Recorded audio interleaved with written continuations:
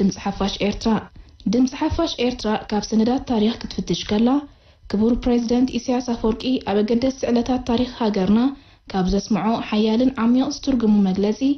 ዝህበና ሓላፍነታዊ ትርጉም ዝያዳ የተሓሳስበና ንሕጂ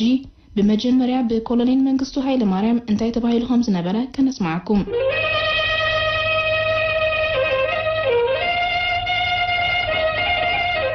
የሰሜኑ ግንባር ጀግኖች እነዚህን አሻንግሊቶች አይቀጡ ቅጣት ቀጣችሁ አንኮታክቷችሁ አሽመድምዳችሁ ሰባብራችሁ በመቀበሪያቸው በሳህል አውራጃ ሰብስባችኋቸዋል።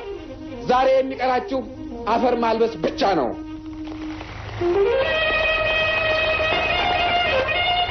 ውድ ጓዶች በአጠቃላይ ዛሬ ጠላት ተከቧል። አከራካሪና ቁልፍ ናቸው የሚባሉ ቦታዎችና መቃረቢያዎች ሁሉ በወገን ኃይል ይዞታና ቁጥጥር ስር ናቸው።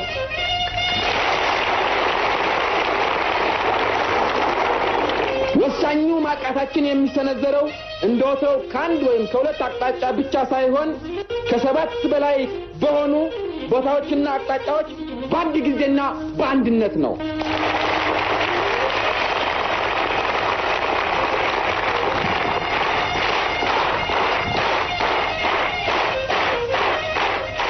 ህዝባችንና ወዳጆቻችን የማያዳግም ውጤቱን ጠላቶቻችን ውድቀቱን በጉጉት የሚጠባበቁት ወሳኝ ትግል ነው።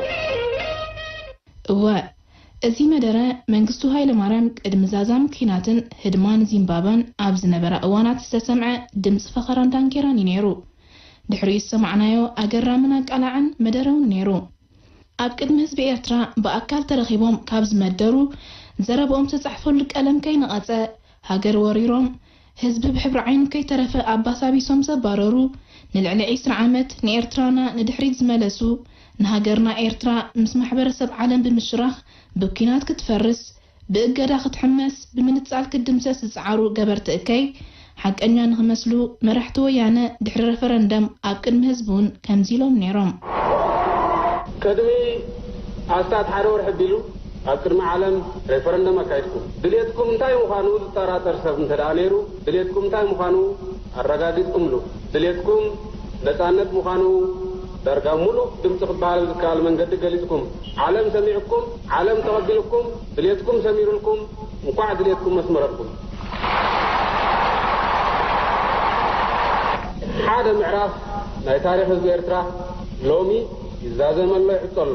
ምዕራፍቲ እንታይ ዓይነት ምዕራፍ ምንባሩ ሰዋናታት ስለዝኾንኩም ነግረኩም ኣይፍትንን እንተኾነ ቁስሊ ከም ዘለኩም ይፈልጥ እንት ምንታይ ቁስልኹም እንተስ ብርሑቕ እንተስ ብቐረባ ይፈልጥ እንት ምንታይ ተመሳሳሊ ቁስሊ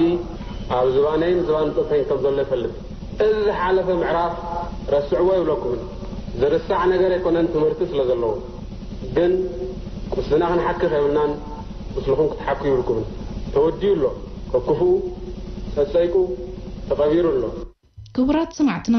ክቡር ፕሬዝዳንት ኢሳያስ አፈወርቂ ንኹሎም መጠቃለሊ ዝኾነን ናይ ሕጂ ጭቡጥ ኩነታት ዝገለጸ ጥበባዊ መልእኽቲ ንውሕዳት ካብ ቀንዲ ናይ ጽንዓት ቅያ ኽብርታትን ምዝኽኻር ብሓይልን ታዲዳትን ኣይርዕድን ኣይንበርካኽን ንሸጠፍን ዓሎቕን ኣይርዕምን ንወሽለኽለኽን ቆርመጽመጽን ክብረተይን ክብርታተይን ኣይሸይጥን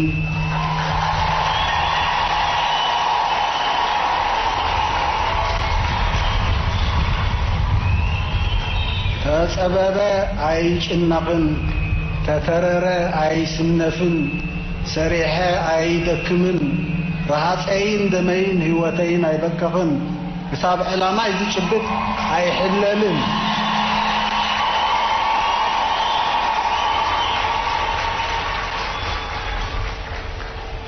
እዚ ክብርታት እዚ ኪኖ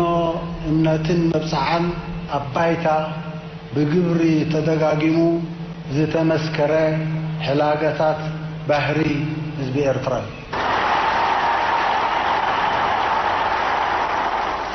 ፍትሕን ሓቅን ብሓይልን ብሸፈጥን ስለዘይረጋገጻ ኣብ ጉዳይ ዶባት ይኹን ካልእ للأولويتنا اللاوينان كبرتنا زتنكف قدام منطقنا بعقل تعكستن سلاماون أجاون في التحت كم من داي أيكن سلكن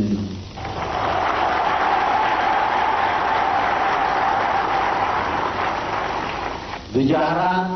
فخران تسنابدنا تنبركيخنا تسعرنا انفلتنا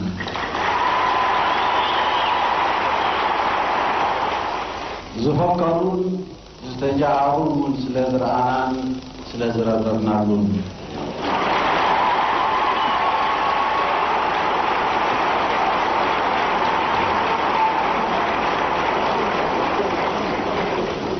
كافاوا مهدادن حيلن وزينا بعقل للزبن كيتحللنا نسبعنا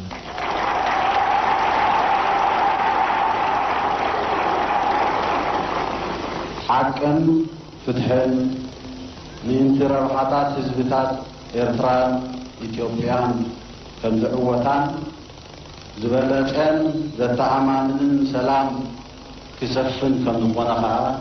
أي طرفان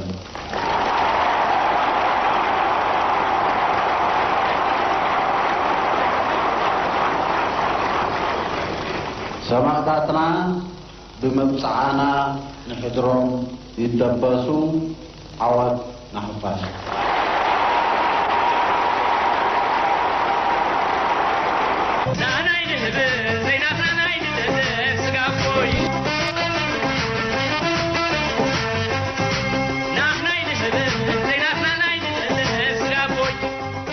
زخبركم تخاتلتي من رخابنا نصوحي كخون بفولي مذكرتين هنا الرخب روحوس كنيات معلتنا سنات